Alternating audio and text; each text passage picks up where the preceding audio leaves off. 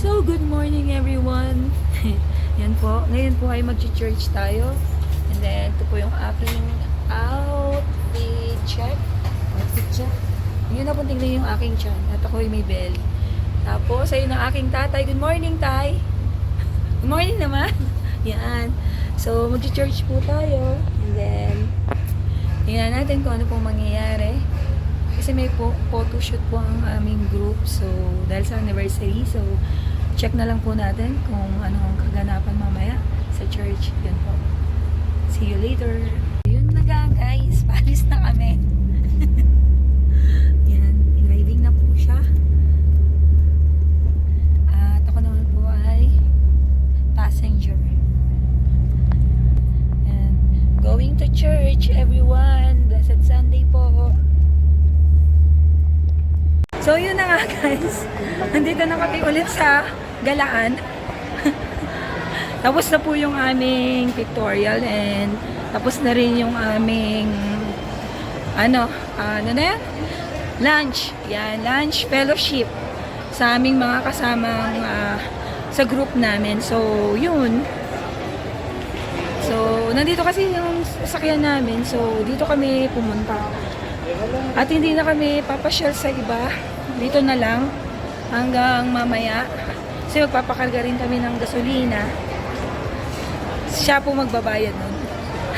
Hindi po ako. Wala po akong pera. Yun lang. So, update ko na lang kayo mamaya kung saan pa kami lilibot. Hi ka naman daw. Hi ka naman daw. Hello.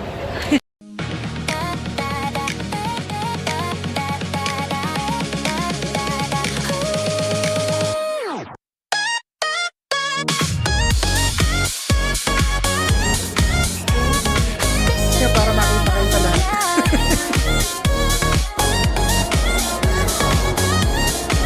Sapa po. 1, 2, 3. 3, 2, 1.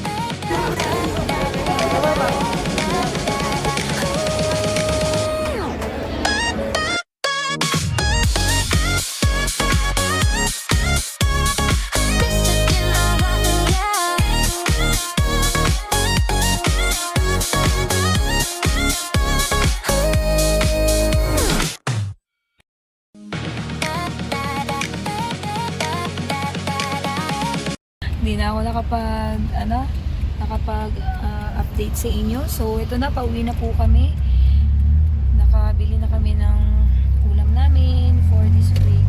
And titingnan po namin kung magkano po yung gasolina dito sa Petron. Kasi sa Caltex po, ang diesel, 123. Yung sumunod, Ay, hindi ko alam. 120. Ano yung tawag dun sa sumunod? Diesel at saka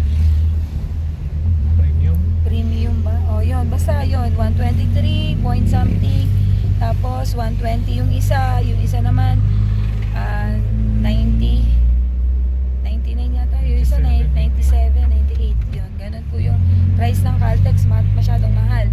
So tingnan po namin dito sa may Petron kami magagasolina.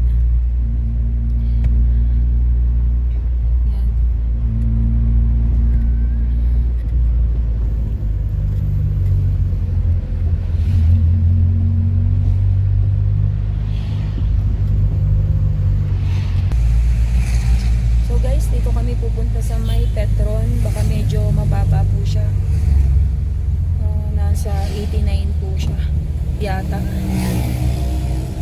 Nakakaiyak talaga. Nakakaiyak ang gasolina.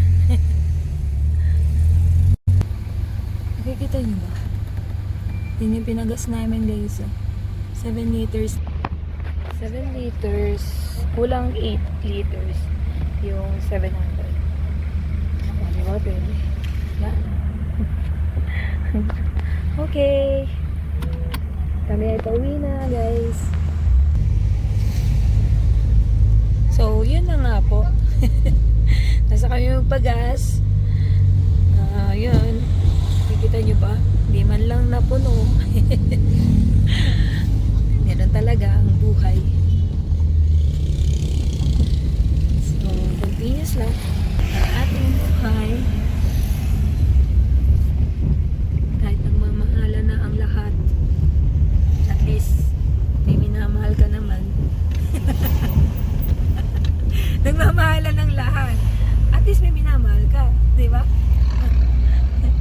Kaysa naman nagmamahalan na lahat, wala ka pang minamahal. Saka naman ang buhay mo nun.